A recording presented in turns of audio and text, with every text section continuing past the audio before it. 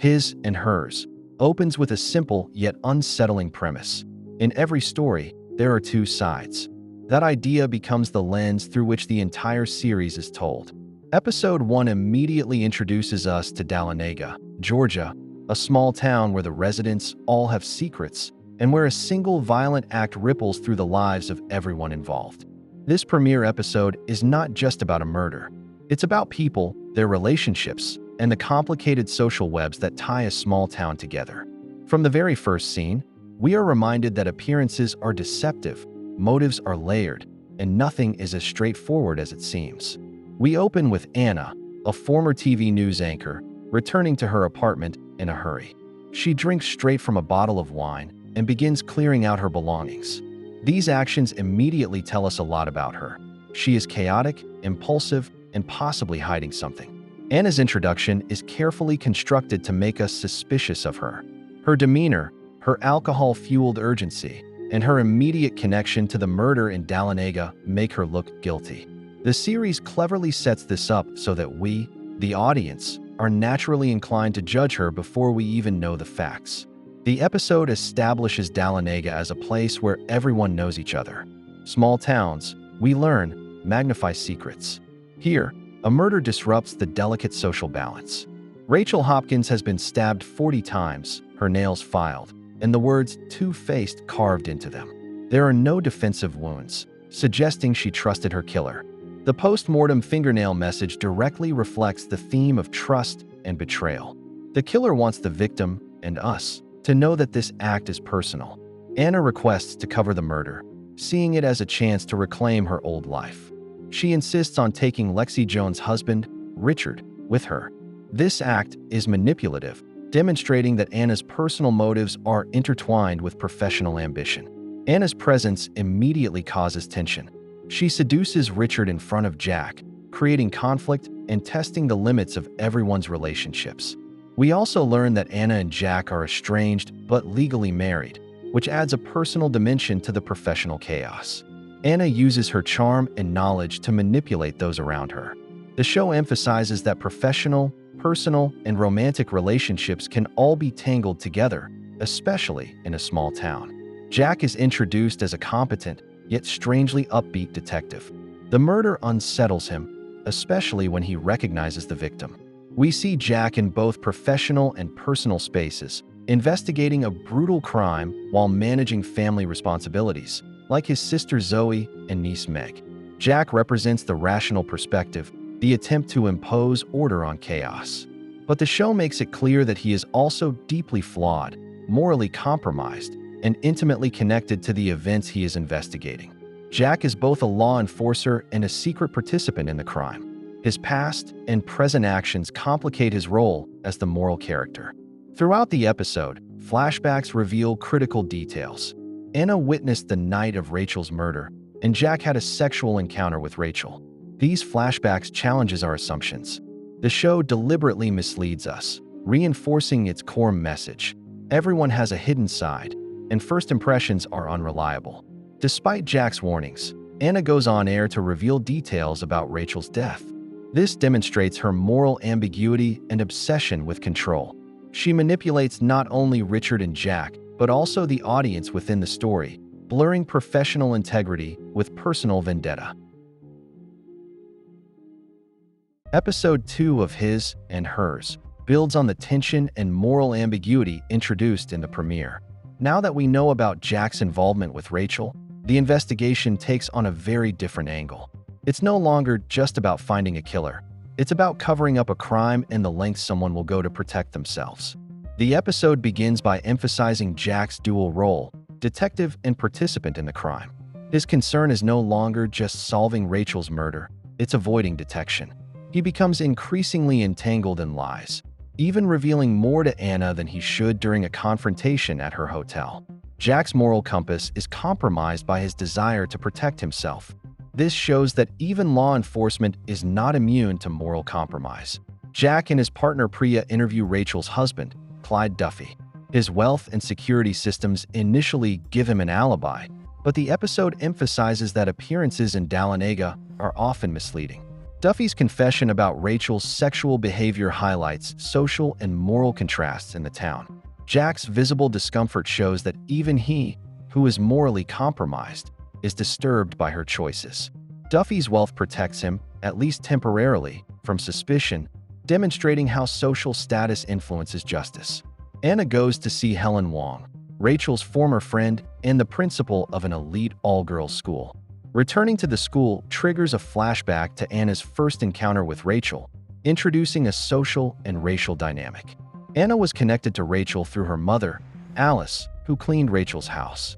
This detail reinforces the show's ongoing attention to how class and race shape social interactions and power dynamics.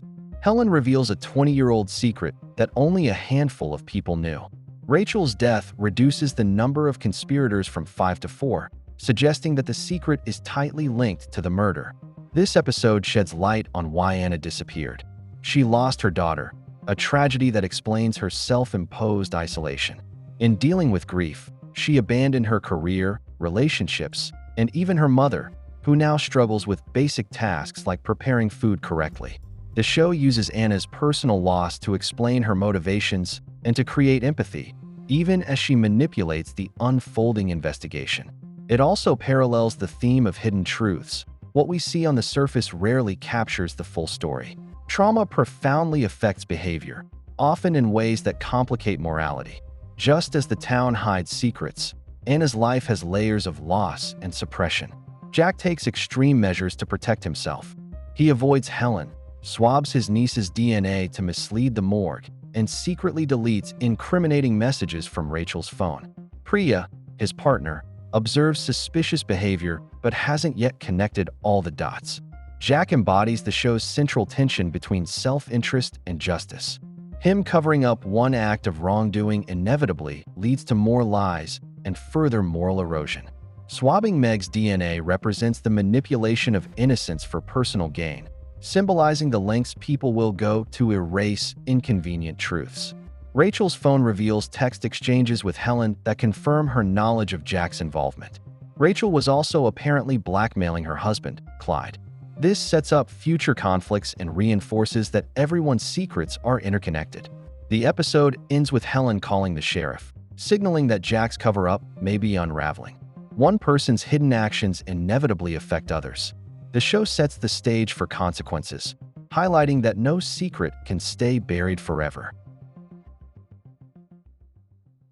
Episode 3 of His and Hers continues to deepen the moral ambiguity and tangled relationships that define Dahlonega. In this episode, the show balances past and present, exploring the ways childhood trauma, personal loss, and secrets shape the decisions of its characters. Anna's flashbacks dominate the early part of the episode. They show her as a reluctant participant in Rachel's cruel games, including humiliating a larger girl named Catherine.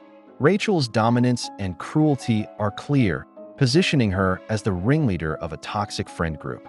The show poses a provocative question: does someone who caused harm deserve to be killed decades later? This adds moral complexity to the story, challenging us to consider the long-lasting effects of bullying and power dynamics. Anna attempts to return to the air, only for Lexy to steal her spot at the last minute. This public humiliation mirrors the small but constant power struggles throughout the show. Anna's response, throwing her mother's shell-filled scrambled eggs at Lexy's car, mixes humor with frustration and shows her volatility. Career and personal status are intertwined with manipulation and resentment. The show highlights the fragility of public image in both professional and social places. Jack continues to exploit Rachel's phone, discovering videos of Clyde being dominated by Rachel and Helen. These materials serve as potential blackmail, emphasizing the show's recurring motif: secrets are a powerful currency. However, Jack's own actions are increasingly precarious. Zoe confronts him about swabbing Meg's DNA and sleeping with Rachel, forcing him to partially confess. Priya also begins closing in on Jack's deception. Information is power, and knowledge can be used to manipulate others. Jack's choices demonstrate how moral compromise escalates when self-interest dominates. Jack takes measures to cover his tracks. He wraps plastic bags around his boots, returns to the murder scene, and reflects on his own actions that night. Flashbacks reveal his interactions with Rachel, showing the complexity of his guilt. This dual timeline structure, Jack in the present, reflecting on past events, underscores the show's central tension between memory and reality, guilt and justification. Jack's behavior illustrates the psychological strain of concealing wrongdoing. The episode emphasizes the tension between responsibility and the desire to escape consequences. Anna is caught on CCTV visiting her daughter's grave. This scene humanizes her, showing grief and maternal love, creating empathy even as she manipulates the investigation. Anna's presence at the grave contrasts with Jack's moral compromises, positioning her actions in a more sympathetic light. Anna's maternal grief is important to understanding her choices. The show encourages us to consider context before labeling actions as purely good or evil. The episode ends with Anna discovering Helen's body and calling it in. This twist raises the stakes dramatically, positioning Anna as both a witness and a moral actor. By placing her at the scene of a second death, the show continues to explore the tension between perception and reality. Episode 4 of His and Hers shifts the focus from mystery to the growing tension between perception, manipulation, and morality. The investigation into Helen's death raises more questions than answers, while Anna's actions continue to blur the line between observer and participant. The episode opens with Anna discovering Helen's body under unusual circumstances. She claims Helen called her to meet, but by the time she arrives, Helen is already dead. Anna waits for Richard to bring his camera before contacting authorities, an odd decision that reinforces the show's ongoing tension between morality and ambition. Helen's body contains clear links to the previous victim. A knife was used, a friendship bracelet is wrapped around her tongue, and liar is written on her forehead. Her eyes have been sewn shut, adding a grotesque and symbolic layer to the murder. Jack focuses on the bracelet, suspecting it connects the victims. While Duffy remains a primary suspect, other possibilities emerge, including Richard. Jack has Priya conduct a background check on Richard, revealing violent tendencies from his past. The episode continues to complicate the investigation by layering multiple plausible suspects, creating suspense and emphasizing the show's theme that appearances are misleading. No one is above scrutiny, reinforcing the series' core idea that everyone has secrets. Anna actively seeks to influence public perception by pressuring the mayor to release the story through her network. The sheriff sends Jack to manage the office's representation, but Anna deliberately fuels sensationalism, inciting local unrest. Zoe is caught in the chaos, and Anna's subtle satisfaction highlights her manipulative skill. Information is used as a tool to manipulate both people and events. Anna is willing to provoke chaos to maintain influence over the narrative. Lexy arrives from Atlanta and immediately disrupts Anna's control, interviewing Duffy and publicly offering a reward for information about Rachel. This reinforces the competitive nature of media, ambition, and perception. The arrival of an outsider shifts the power dynamics, showing that influence in Dahlonega is contested even within professional contexts. The reward announcement is a public spectacle used as a tool for shaping both narrative and the investigation. Anna visits her mother Alice, triggering flashbacks that reveal the tragic loss of her daughter, Charlotte. Alice was caring for Charlotte when she died of natural causes, a moment of grief compounded by Jack's persuasion that Anna should step away. This backstory humanizes Anna, providing motivation for her disappearance and her complex relationship with Jack. The episode culminates in a highly emotional scene where Jack and Anna confront their shared grief. They acknowledge the death of Charlotte, the pain it caused, and the resentment that has shaped their estrangement. This reconciliation humanizes both characters, showing them not just as morally ambiguous figures, but as parents and spouses navigating profound loss. The intimate act that follows mirrors the sexual encounters Jack had with Rachel, deliberately framing Anna as both participant and observer, aware of how their actions are perceived. This scene is framed to make us question perspective, complicity, and moral judgment. Episode 5 of His and Hers heightens tension in Dahlonega, combining personal trauma, unresolved secrets, and the escalation of danger.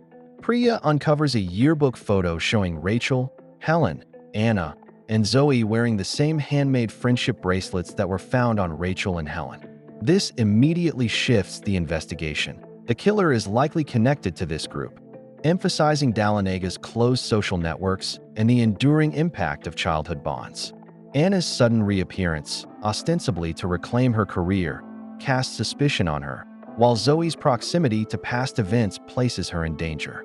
The show carefully links past and present, demonstrating how teenage secrets and trauma remain dangerously relevant. Jack aggressively confronts Duffy with the intimate videos and questions about the phone calls, despite being told not to. Duffy realizes Jack's access to Rachel's phone, raising suspicion about Jack himself. This scene emphasizes Jack's growing desperation and recklessness. With Duffy effectively cleared, Jack turns his suspicion toward Richard Jones, guided by a tip regarding the 11 Lux apartment building. Jack's actions escalate the conflict, showing how personal emotion, anger at Richard, and obsession with Anna clouds judgment. Jack's protective instincts become ethically dubious, blurring the line between justice and personal vendetta. The misplaced suspicion shows how bias and emotion can distort investigative reasoning. Priya continues piecing together the past.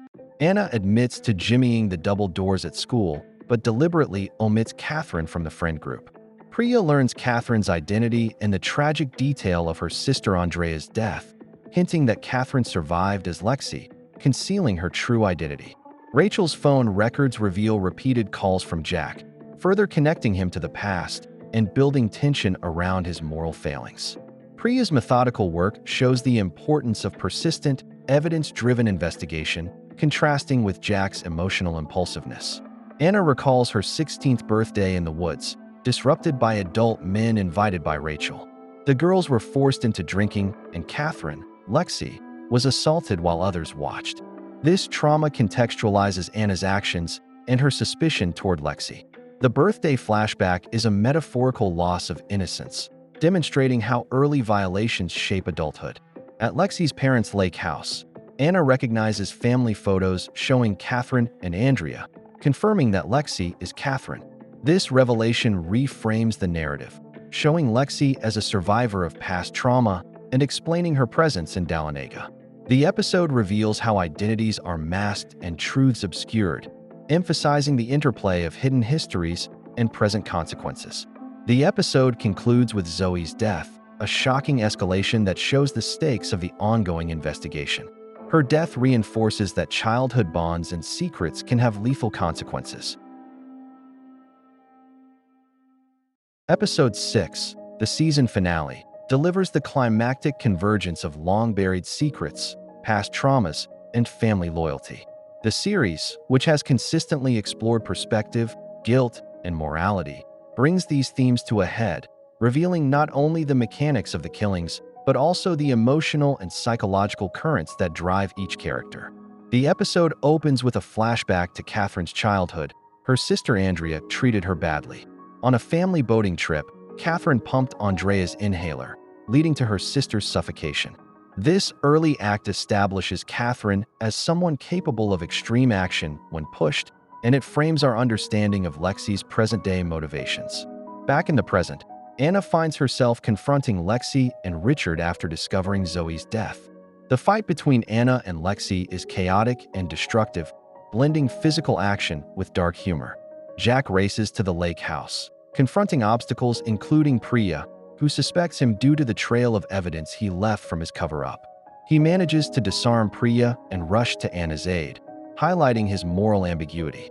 He is reckless and compromised, yet motivated by love and protection. Through flashbacks and investigation, we learn that Lexy was a victim of trauma on Anna's 16th birthday, compounded by a life of isolation. Her murderous revenge is targeted at those she perceives as complicit: Rachel, Helen, and Zoe. This episode clarifies the narrative thread of cyclical trauma. The final twist reveals Alice, Anna's mother, as the true killer. Alice, feeling responsible for the death of Anna and Jack's daughter, isolated herself and coped by watching Anna's old videotapes and visiting Charlotte's grave.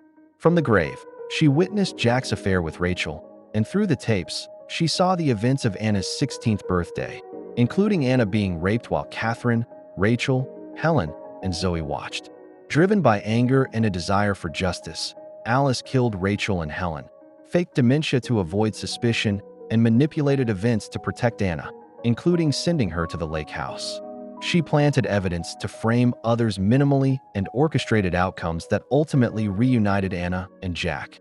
In her letter, she explains that her actions were meant to restore Anna's family and bring her home, leading to their eventual reconciliation. The epilogue takes place a year later, showing Anna and Jack reunited, raising Meg, and expecting a child. Alice appears content, finally acknowledged by Anna. The letter Alice wrote explains her actions, framing the murders as acts of protection and closure rather than random violence. The series concludes by showing that grief, love, and justice can coexist, though in morally complex ways. Episode 6 of His and Hers ties together the season's threads of mystery, trauma, and family loyalty. The shocking revelation of Alice as the true killer reframes everything. What seemed like a series of independent violent acts was, in fact, an intricate narrative of maternal protection and justice. The season closes on a morally complex note. The surviving characters have achieved safety and reconciliation, but the story reminds us that morality, perspective, and grief are never simple, because everyone sees and feels things differently. What one person thinks is wrong, another might see as protection or justice. Grief can cloud judgment, making people act in ways that are complicated and hard to understand. Survival, love, and vengeance are intertwined, and in the world of His and Hers, morality is a matter of perspective. Make sure to like and subscribe if you enjoyed this video, and I will see you in the next one.